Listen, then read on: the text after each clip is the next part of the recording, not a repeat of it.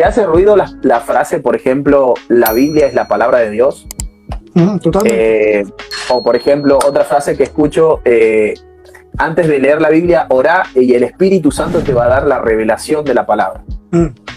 ¿Cómo lo ves esto? ¿Inocente, algo genuino, ingenuo, perdón, o peligroso?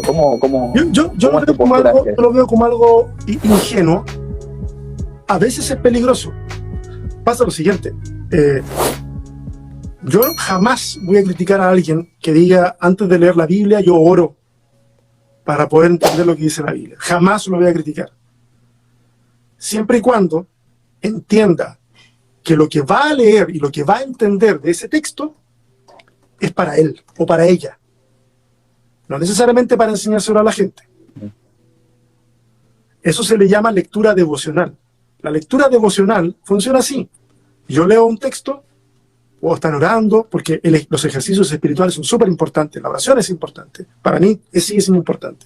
Entonces, tú puedes estar en oración, puedes leer el texto, y de repente puedes sentir que el texto te comunica algo. Pero esto es una experiencia mística tuya. Hay un ejercicio que he hecho algunas veces en comunidad que se llama Lectio Divina.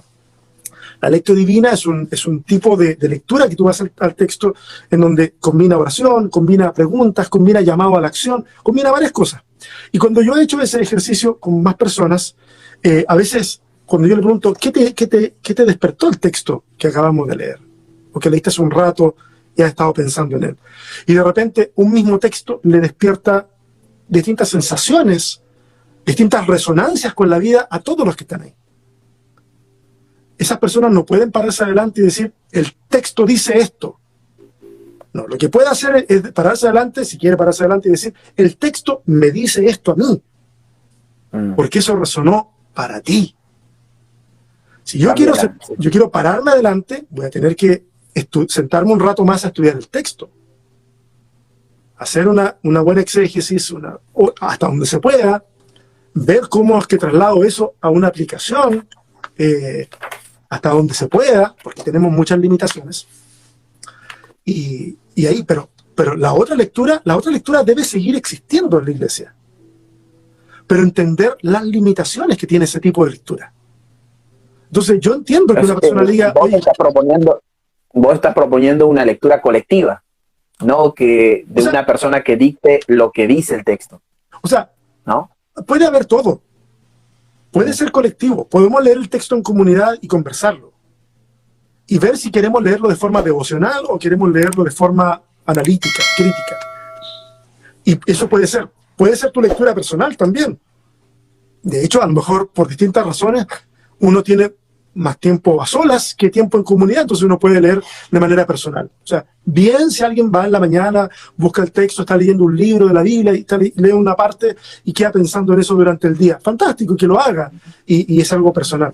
Y la otra es una lectura en la cual alguien prepara algo, lo enseña o lo lleva a conversación. Porque siempre uno tiene que tener mucho cuidado cuando uno habla del texto bíblico, de decir, esta es la interpretación, esto es lo que quiere decir.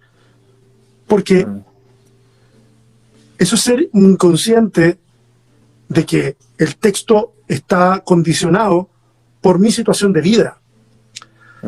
Es por eso que la gente que descubre la Biblia y que a lo mejor no leía ni un libro antes, la gente descubre la Biblia y dice, oye, cada vez que leo la Biblia me encuentro con una cosa nueva, aunque sea el mismo versículo.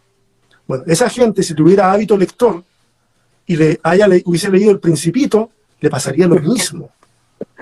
Porque tú cambias. O sea, tú lees a los 10 años un texto y te dijo algo. Vas a los 15 años, lo lees de nuevo, te dice otra cosa. Vas a los 30, lo lees de nuevo, te dice otra cosa. Vas a los 50, lo lees de nuevo, te dice otra cosa. Eso le pasaría a cualquier persona con cualquier texto. Entonces, eso de que la Biblia me dice siempre cosas nuevas, eso es algo que ocurre a toda persona que gusta de leer libros. Entonces, el chiste es tratar de encontrar, estamos viendo a través de los ojos de la fe, una forma de poder comunicar algo desde ese texto de la mejor forma, que sea de edificación personal, que sea de edificación para la gente. O sea, va por ese lado. Entonces, yo lo encuentro ingenuo, pero lo encuentro saludable. A mí no me gusta cuando es cuando es el pastor o el líder el que tiñe de algo místico ese texto. O te dicen, oye, ¿sabes qué? Estuve 40 días orando para poder ver este texto, me pasé noches enteras en vela hablando con el Señor, para que... Y de repente uno dice, a ver, bueno, vamos a ver lo que dice. Y salta con una cosa, una papa frita que no tiene nada que ver. Y le dice, está muy bonita tu devoción, tú muy bonito lo que hiciste, fantástico, bien por ti, pero interpretaste cualquier cosa. Para interpretar el texto bíblico, honestamente hablando, no se necesita oración, no se necesita ni siquiera el Espíritu Santo. Hay gente que es atea, que no tiene ningún respeto religioso por el texto, que puede ir al texto, hacerte una buena exégesis, incluso hacerte una excelente hermenéutica, incluso hacerte un sermón. Ahora, el rol del Espíritu Santo dentro de nuestra fe cristiana es que nos empodera para poder decir estas palabras que ahora ya entiendo, quiero vivirlas. Quiero vivirlas. Y ahí entonces entramos a otra lectura del texto. Pero para poder interpretarlo como un acto de lectura crítica y hasta inspiracional, gente que no conoce, no tenía una experiencia religiosa, puede hacerlo. No nos gusta admitirlo, porque pensamos de que todo tiene que ser con un halo muy místico, pero pueden hacerlo.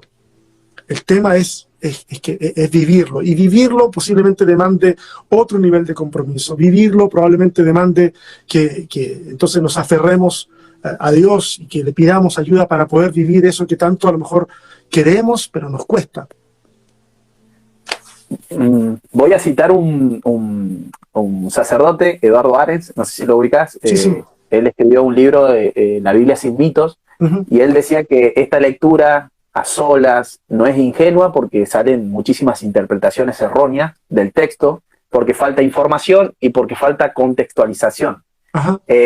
¿Cómo procesás vos el sentido de, a nivel global o más general, no específico, sino más general, en las iglesias evangélicas, cuando se hace una interpretación de un texto y lo relaciona con el diario vivir o con lo que está pasando, pasó mucho con el tema de la pandemia, se lo relacionó con el apocalipsis, o las crisis económicas, o las muertes con el tema del del COVID-19, se hizo una exégesis y algo paralelo a lo que es el apocalipsis.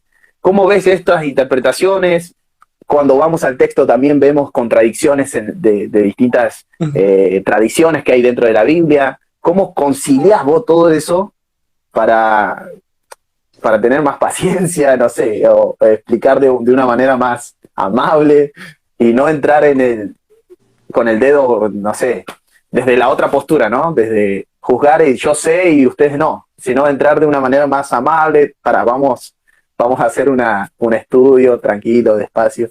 Vamos a interpretar bien el texto. Bueno, yo me mantengo bastante lejos de esos círculos en donde yo me sienta compelido a tener que reinterpretarle el texto a la gente.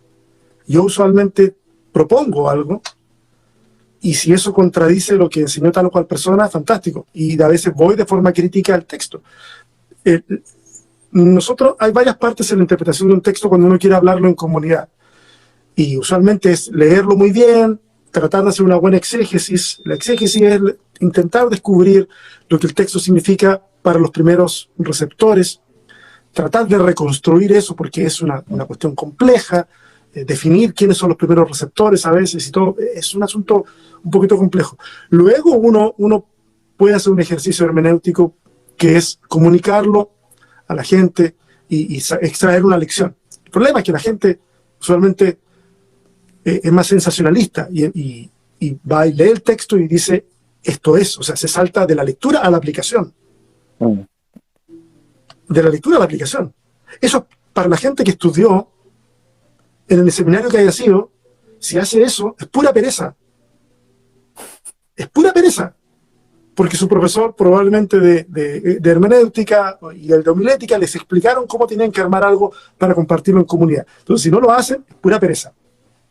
Y si no fueron a un instituto bíblico y no lo hacen, es pereza igual, porque hay recursos hoy como nunca en el Internet como para poder educarse en esa área. Entonces, eso es pura pereza. Y es faltarle totalmente el respeto al texto bíblico que tanto dicen amar. Le faltan absolutamente el respeto, porque piensan, aunque no lo piensan, o sea, no lo piensan de esta forma, pero actúan como si el sentido del texto descendiera sobre ellos. Y entonces tienen la autoridad para decir, esto es lo que dice el texto. Y no es así. Se pasan por el arco del triunfo la tradición de la iglesia, las opiniones de esto, no, dicen, esto es esto. Y es horrible porque le hace mucho daño a la gente. Le hace tremendo daño a las personas. Eso no se hace. Ahora, ¿lo hacen con mala intención? Probablemente no. Y ese es mi problema, Nata. De que no lo hacen con mala intención. No lo hacen porque quieren dañar a la gente. O sea, yo hasta el día de hoy, incluso con gente que no comulgo en nada, me ha costado ver personas que uno diga, esta persona lo hace con muy mala intención. Quiere destruir a la gente. No. Tú conversas con estas personas y tienen muy buena intención. Quieren hacer lo correcto. Quieren enseñar lo correcto. Pero piensan de una forma mágica, donde creen de que para encontrarle sentido a un texto, se van a tener que meter a orar, y bueno, cosas van a pasar, por supuesto, porque entras en un estado en donde comienzas a ver de que si no lo sigues entendiendo es porque te falta más oración. Y va a salir algo. Y en una de esas no sale algo tóxico, en una de esas no sale algo realmente negativo, pero en otras ocasiones sí puede dañar mucho a la iglesia. Pero te digo, yo creo que la lectura, este tipo de lectura ingenua que tú mencionaste antes, la gente lo puede hacer, pero los que estamos trabajando con la gente tenemos que explicarle las limitaciones que tiene ese método. El problema no es hacerlo, el problema es no saber las limitaciones que tiene el método. Si le digo a la gente, hágalo, le va a hacer bien, pero entienda que eso es una cosa, es su ejercicio para usted. Hágalo. Si quiere hacerlo, dele. Pero eso es para usted. No está interpretando, estrictamente hablando, el texto. No es la palabra que uno tiene que decir a la gente, esto es tal cual, así, porque así lo entiendo. Hay un problema. Y no es que uno quiera profesionalizar esto, sino en realidad uno puede hacerlo más comunitario incluso. Y uno cuando lo hace más comunitario y escucha otras voces, uno se da cuenta de que, ok, todas esas voces pueden ser tremendamente válidas, pero desde el punto de vista académico hay que escarbarle un poquito más. Yo te insisto, a nadie nunca le diría, ¿sabe qué? Hasta que usted no haga este curso, no lea la Biblia. No, nunca lo haría. Pero sí tendría mucho cuidado con decirle, llegar y pasarle la Biblia de forma indiscriminada a un niño, por ejemplo. Porque nosotros leemos el texto bíblico y el texto bíblico tiene cuestiones gruesas que un niño puede leerlas. ¿Qué es eso? ¿Qué es eso de David matando a Goliat con un piedrazo y luego le corta la cabeza? ¿Qué es eso? Y luego Saúl le dice, oye, te voy a dar a mi hija, pero la verdad que quiero, no sé, 100 prepucios. 100 prepucios son 100 muertos. El tipo va y mata a 200 y se lo trae así, que no sé, como en un gancho. Mira, acá tiene 200 prepucios. Cuéntanos. Es una imagen horrible. Es horrible. O mata niños, mujeres, que no quede nada vivo. Claro, entonces cuando tú no recibes un poquito más de contexto y simplemente recibes la respuesta de así es Dios, o sea, Dios actúa de esa forma, entonces tú puedes llegar a pensar, bueno, entonces también puede actuar así hoy.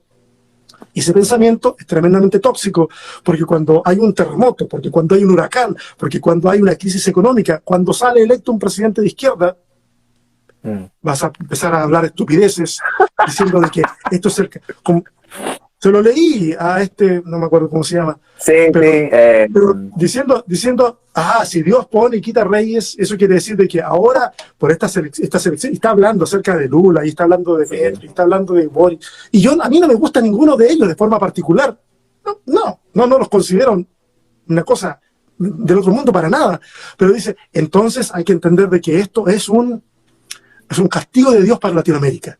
Pero eso es una lectura tonta. No. ¿Qué es eso? No. ¿Cómo conciliás todo, no? ¿Cómo lo asimilás y No, lo entonces unís? empiezas a pensar, salió electo eso, es castigo de Dios para Latinoamérica. Ocurrió tal cosa, castigo de Dios para ese lugar.